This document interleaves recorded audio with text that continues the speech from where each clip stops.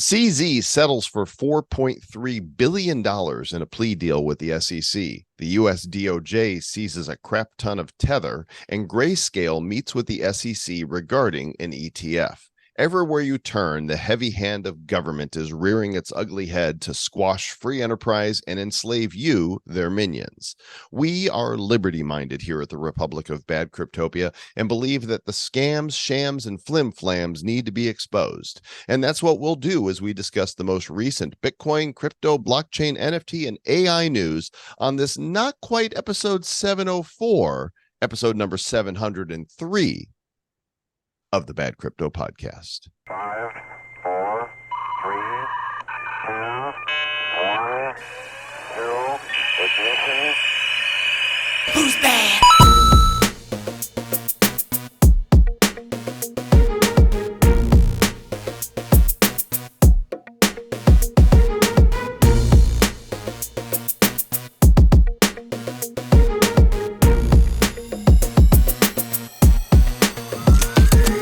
Guys, it's the Bad Crypto Podcast, the show for the crypto curious and the crypto serious. This episode really wanted to be 704, but 703 was feeling bad because they're like, hey, don't skip me.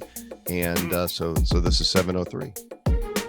And you might have thought this episode would have come out last week, and it probably should have, except I was in the middle of a crazy move, and I finally got some stuff set up here again. This is not my final office. I'm actually in my kitchen right now. My final office will be upstairs once my stuff from Puerto Rico arrives. So there's a little bit of a flux there. So this should actually be 704. It's because we skipped 703 last week. So that means this one's 703 this week. So your stuff should arrive from Puerto Rico in about a month or so.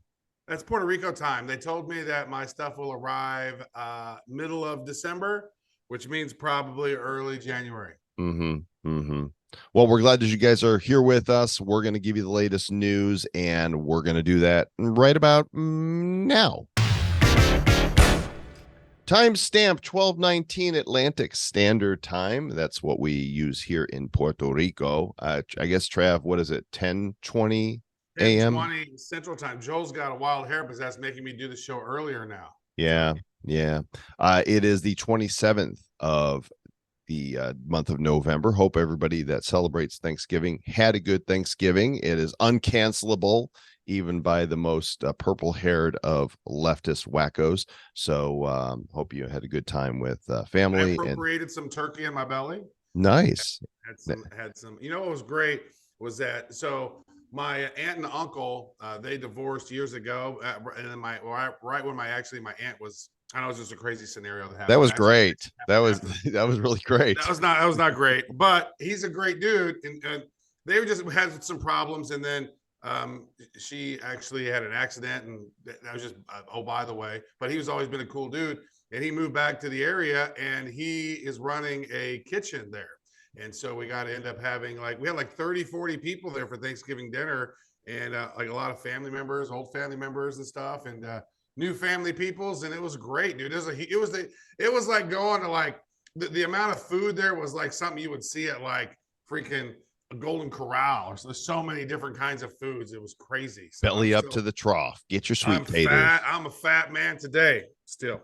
Nice. Well, CoinGecko is also fat with numbers.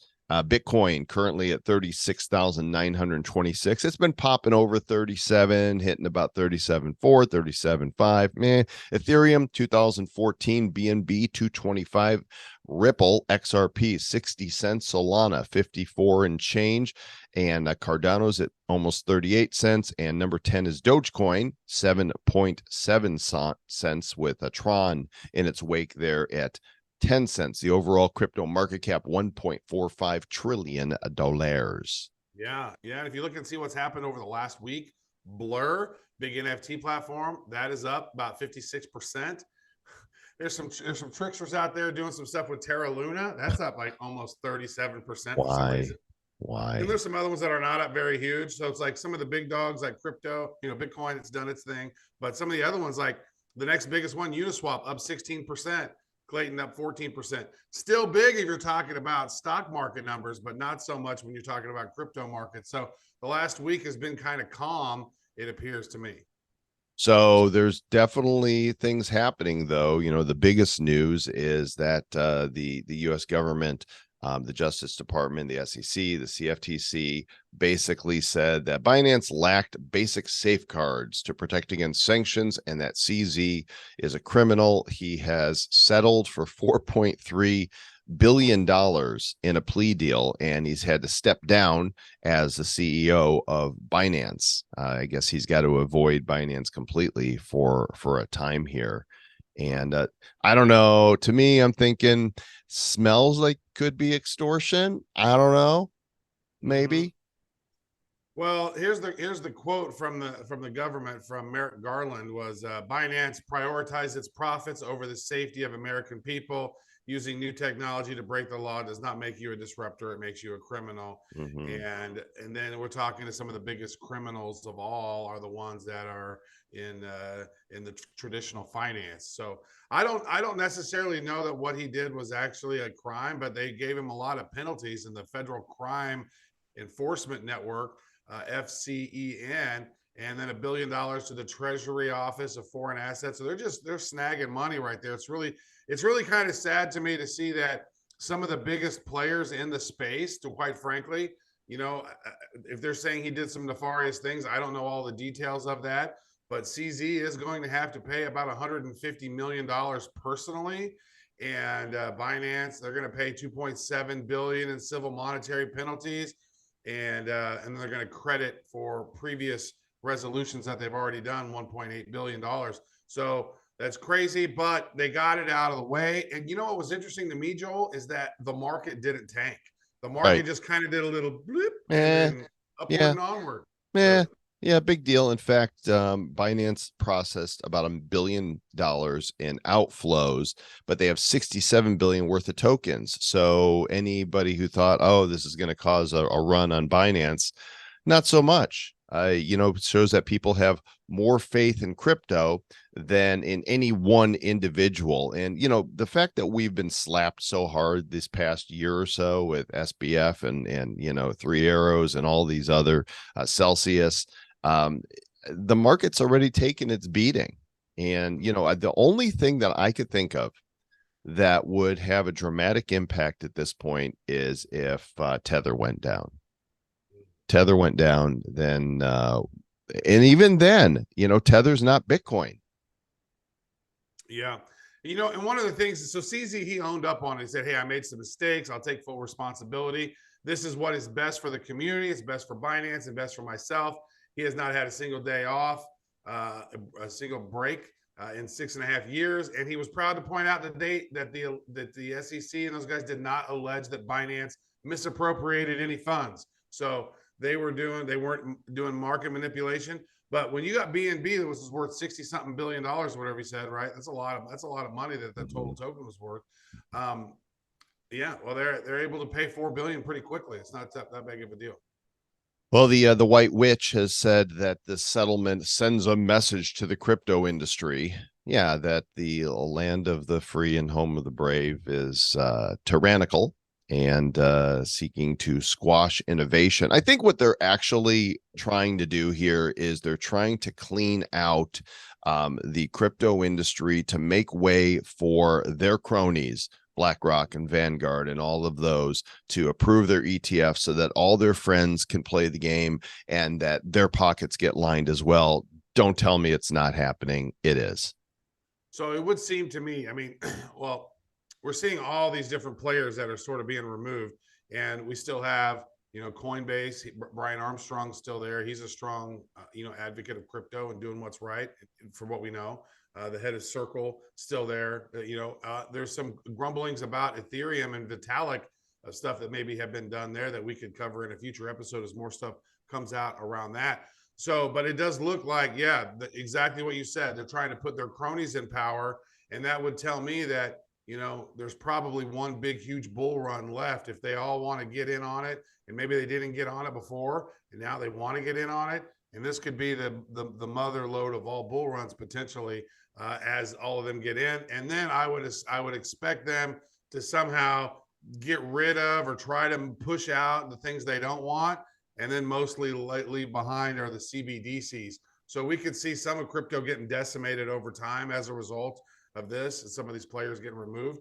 I guess it remains to be seen, but I would definitely keep a stink eye on it and pay attention. Well, there are many that are opposed to what's taking place. A former guest on the show with the SEC, Hester Pierce, who's known as Crypto Mom, she's saying that, you know, courts are probably not the best way to carry out regulations, that they have other tools in their toolbox.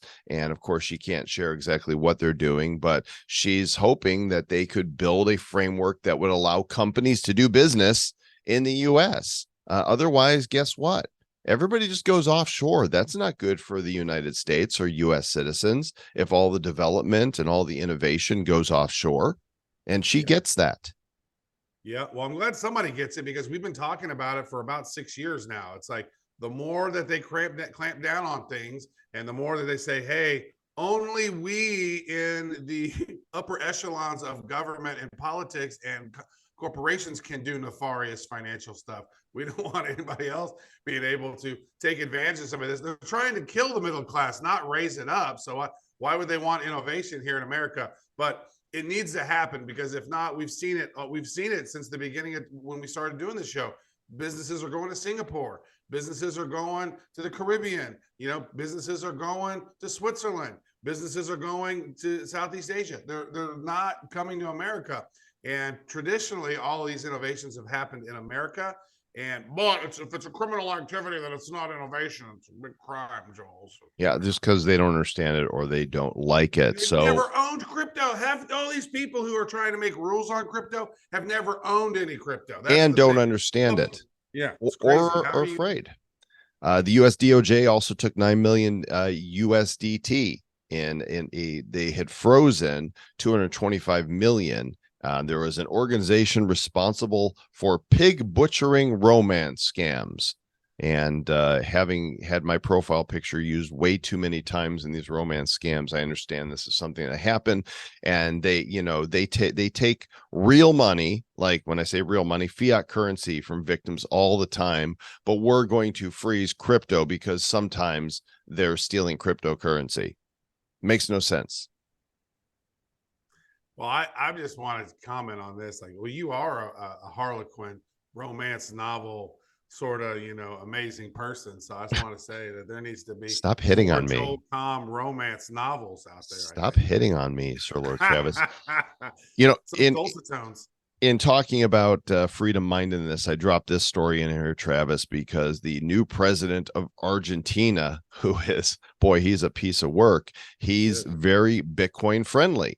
What's his name again? It's Javier Milei. Is that how you pronounce it? Milei. I think it's Milei. Milei. The two L's are a yeah, so it'd be Milei, He is Bitcoin positive, and he is CBDC and central bank negative. He's saying absolutely we are eliminating the Argentinian central bank.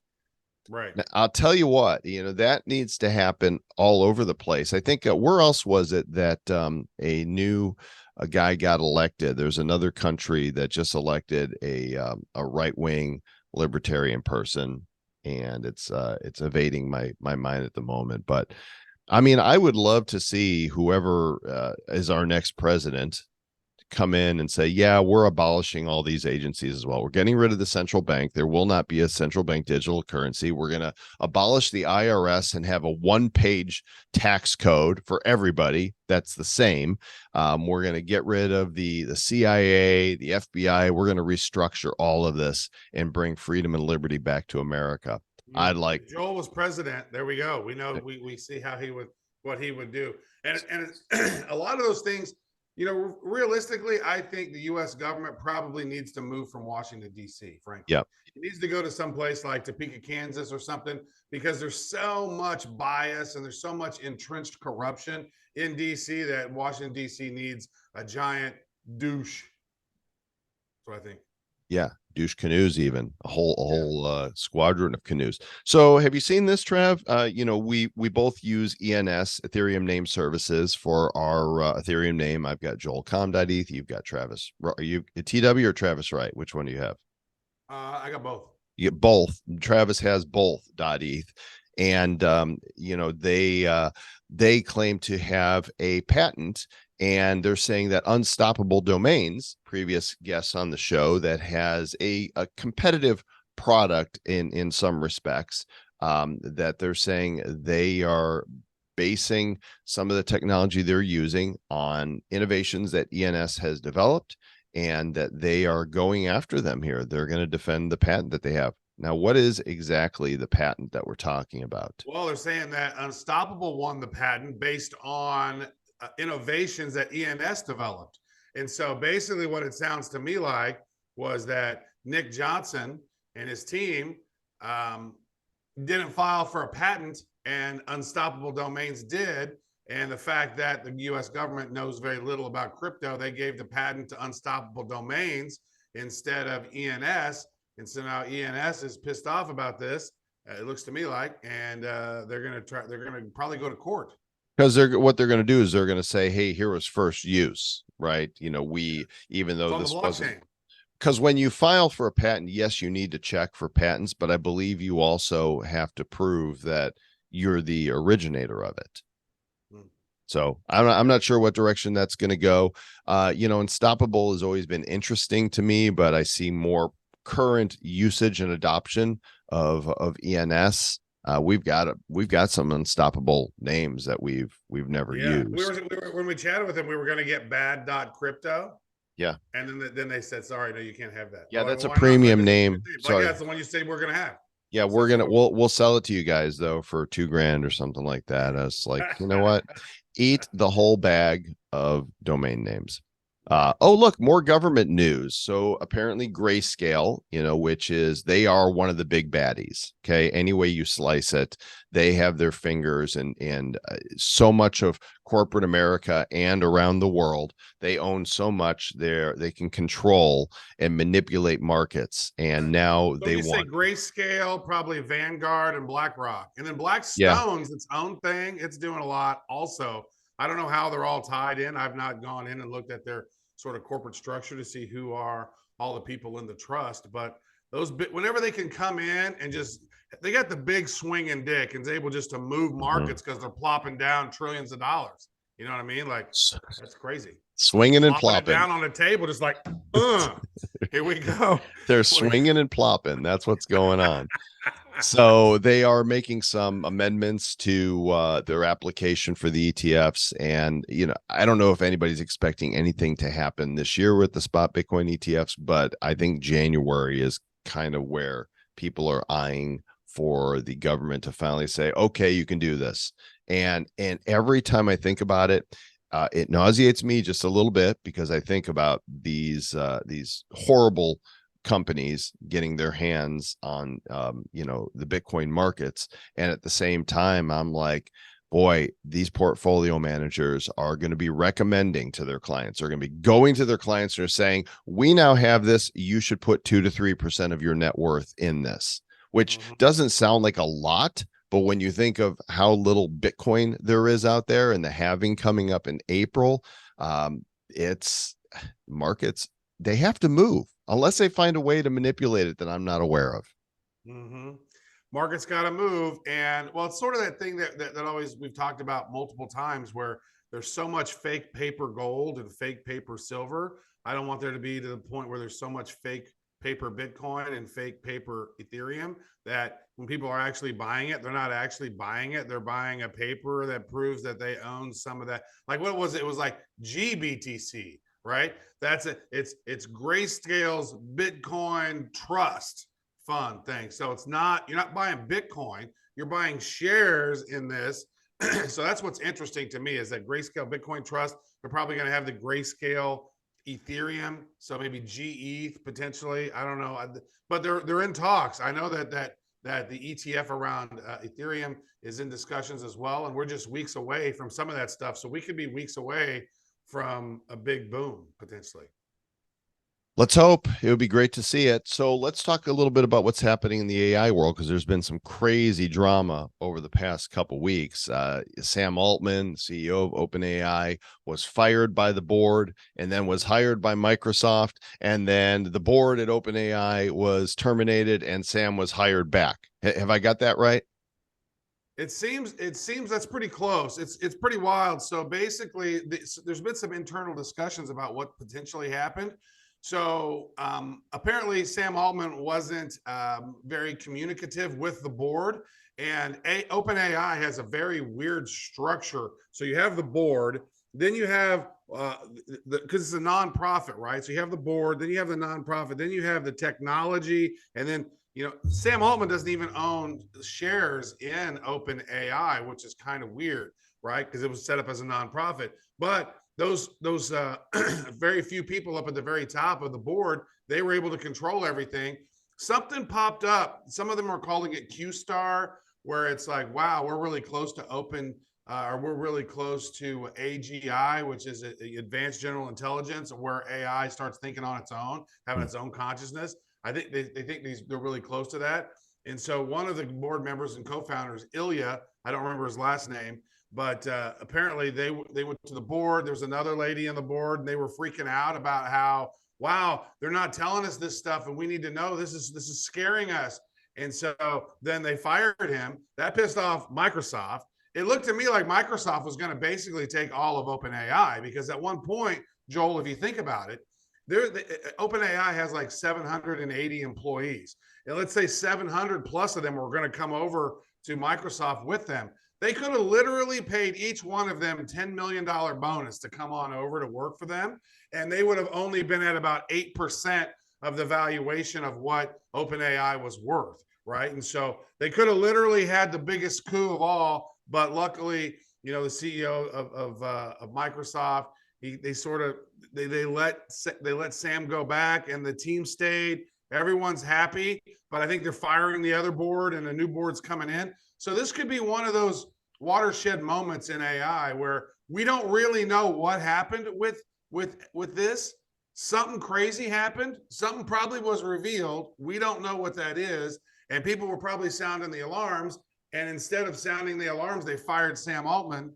But now Sam Altman's back as the CEO, and everybody's singing Kumbaya over there, I assume, except the previous board who got fired. And the new board that's coming in, they're hiring like one of the top dudes that was at Facebook, right? He's going to be one of the dudes. Chris, I don't remember his last name. He's going to be one of the dudes.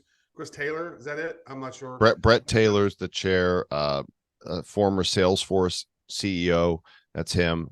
Secretary of Treasury, former Larry Summers, and founder of Quora, Adam D'Angelo, are going to be already there. Adam D'Angelo was already there. They're on the board. So he's one of the boards he's one of the board members who actually stayed on the board. So there was some crazy stuff that's happening. And dude, and this was right after they were talking about creating your own GPTs. They launched the ability to do your own GPTs. So I basically created some amazing GPTs for a project that I'm working on to be able to hone in on information, and it's doing an amazing job. Creating your own custom GPT is awesome. And we talked about it last episode, we did a custom Bad Crypto GPT.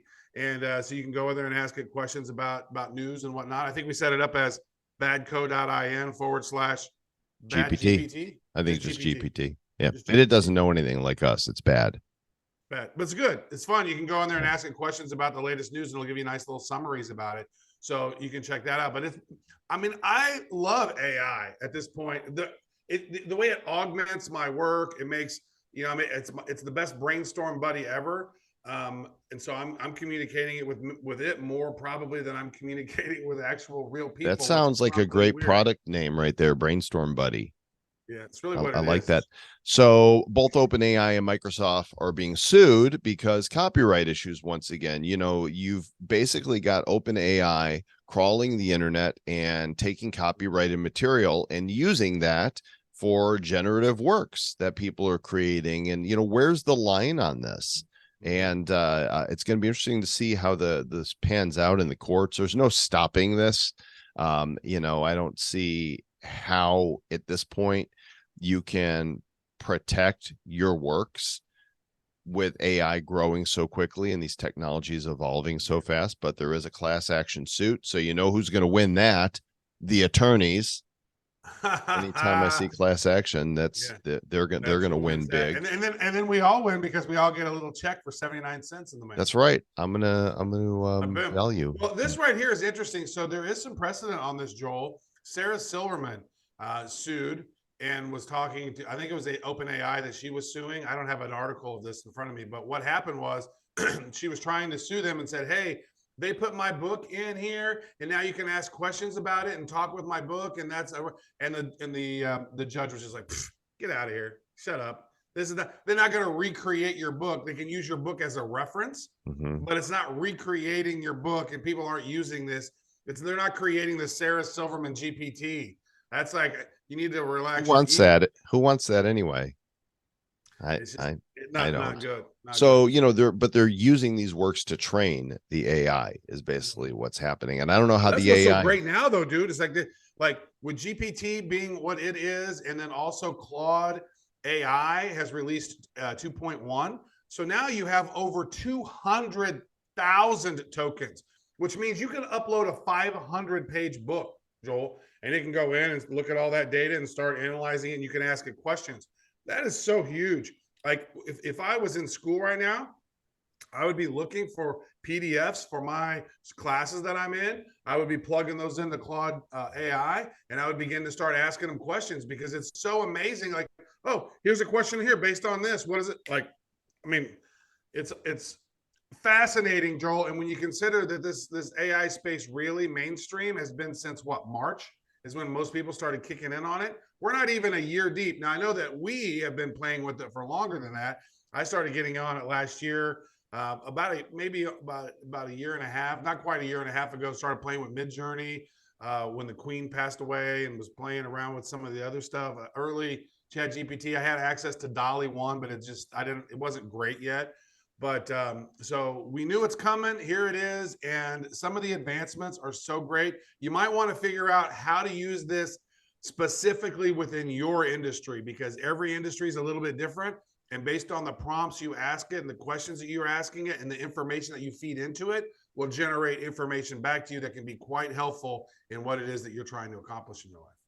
Yes, sir. And one quick piece of news in the NFT world, which, NFTs, some of them are, we're seeing an uptick in prices and interest right now. And I think it's, it's just a matter of time before the market comes back booming. I'm not saying that the NFTs you're holding are going to have value. I'm just saying that the interest in them is coming. I don't have the story handy, but I saw that Disney is now getting in the game, and they are how people collect Disney pins, physical pins. They're going to be offering digital pins, which are, guess what? NFTs. Of course, they're not calling them that. They're probably calling them digital pins, digital collectibles. But Disney knows, they all know. And all of these people. Though, that should be a digital combo. They should not get away from the pins, because people love to be able to walk around wearing those pins. I think it'll be both. I think they're going to be both. Well, they stopped selling it. They stopped selling the traditional pins in the theme parks. So they're making a big shift, it looks like. So it's like, why? Why did they stop selling them? Don't know. Well, because they're going to go to the digital ones. So it's like they're having a little break in between when they're getting ready to launch out. Much easier to manufacture. Well, the Associated Press puts out NFTs of hot news stories, and their marketplace put out this NFT, this tweet right here, that shows migrants in a boat in the Mediterranean. And of course, cancel culture said, this is horrible. You can't do this. This is grotesque. And I can't do it. It's already on the blockchain. What are you going to do? So they stopped the sale of the NFT. I too wish to buy ownership of suffering migrants. What AP put this out? What the hell were they thinking?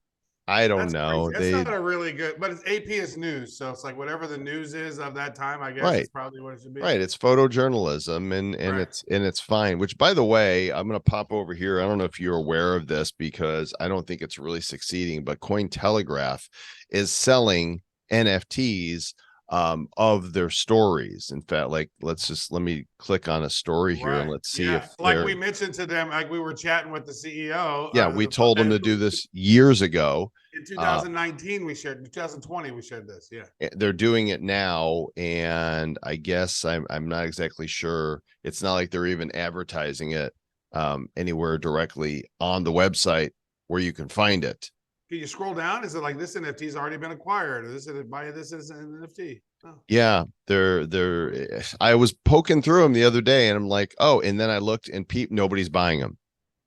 Nobody is buying them. Like literally nothing is selling. Well, they're not even talking about it. You're looking at them. You can't even see how people are probably like, oh man, I'd like to buy that one. And how do you buy it? I don't know. So where do you even do it? And maybe if I type in SBF, and if I click on one of these stories that's like a leading story, maybe there's an NFT for this. If I scroll down to the bottom, and nope, no NFT for it. So somewhere on Cointelegraph, they want to sell you NFTs, but they're not selling well. But they're not even promoting it, so it's hard to sell something when you don't promote it, right? You know whose NFT is sold better? Don't know. Ours, the Bad Crypto Nifty Club. If you guys don't have one yet, go to badcrypto.uncut.network, and this extremely pricey NFT, and by extremely I mean currently $4.01. Look how beautiful that is. It's spinny, it's red and black, it's got Sir Lord Travis and myself in the frame there. It's got the glimmering on it. You can buy it, and you're going to get free airdrops. That's what we do. I think I need to do another NFT. We haven't dropped one. We dropped that last one about the top 5 musicians, guitarists. But there's a new tool on Runway ML that allows you to do this motion brush. And so I think what I'll do is I'll take a maybe I'll take that cool photo of you and I when we were in at ETH Denver, and there's the color rainbow road that we're standing on. And then I can animate that. I want to see. I'll play around. There might not be a guarantee that we'll have one here, but next week we'll announce which one we're going to launch. I'll create something. Okay, I like that. And somewhere in here, it's not that one. Somewhere in here, I think that's from when I was testing. Uncut, by the way, Uncut Network is really taking off. They've done some really cool stuff. If you haven't looked at it lately, they now have XP that you earn for creating NFTs, for buying NFTs, and for engaging socially. You earn XP, experience points on the site, so you can level up your game here. And when you go to your profile now, it's a full social network site. And you can go in here. Like I can, it looks like that's a beautiful NFT. You own that one? Not yet, but they're free, and only 5 have been claimed. So I'm just going to claim it right now, and I'm going to stick that all eyes on me. You guys can get a lot of free artwork over here. This is a community I really recommend joining. Just go to uncut.network and join. You can see some of the ones that I've created here, my AI NFTs in my collection. I was creating some Pixar inspired characters from The Office. Here's one I did for Thanksgiving. Here's one I did to commemorate when Wax came to Uncut. And there's my little membership card, my founder's pass that I'm airdropping. And there's only 11 left out of 200. You can get one of these for free too. Travis, that means you can get one. They're free. I don't think I've claimed one. I didn't even know these existed. Joel.uncut.network. Go pick up a founder's pass, and I'll be looking at you through your digitals all the time. All right. Well, that's going to wrap it up for this episode. Actually, don't be creeping me out. What are you creepy a little bit? Hey, listen, guys, tis the season. Just 1 month really left in the year, and then we're going to be entering 2024. So cherish the season with your family and your friends, and we're here. We cherish you. Are you feeling cherishing, Trev? Just a little? You know, it's nice to see some family, right? I think I saw over the last couple 2.5, 3 years staying in Puerto Rico. You know, I was isolated most of the time, so I got a lot of thinking done. But it's nice to come back and see the family, and they're glad to see me. And I got a lot of homies over here, so it's good. Excellent. Well, we'll catch you guys in the next episode. Of course, if you have a moment to review, 5 stars is always appreciated. Share, comment, ring bells, subscribe, do all the things that spread the good word. We can see in our numbers that people are slowly coming back to crypto, and we're expecting a big boom here in 2024 after suffering through our second bear market. I know others have been through more, but we've been through 2. There is spring is on the way, and it's going to be a real exciting year to watch what happens in the crypto world. So we'll catch you guys next time, and until then, be of bad staying.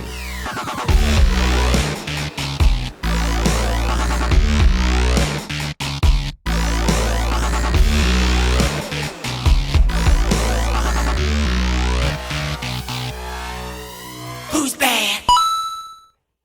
The Bad Bad Crypto Podcast is a production of Bad Crypto LLC. The content of the show, the videos, and the website is provided for educational, informational, and entertainment purposes only. It's not intended to be and does not constitute financial, investment, or trading advice of any kind. You shouldn't make any decisions as to finances, investing, trading, or anything else based on this information without undertaking independent due diligence and consultation with a professional financial advisor.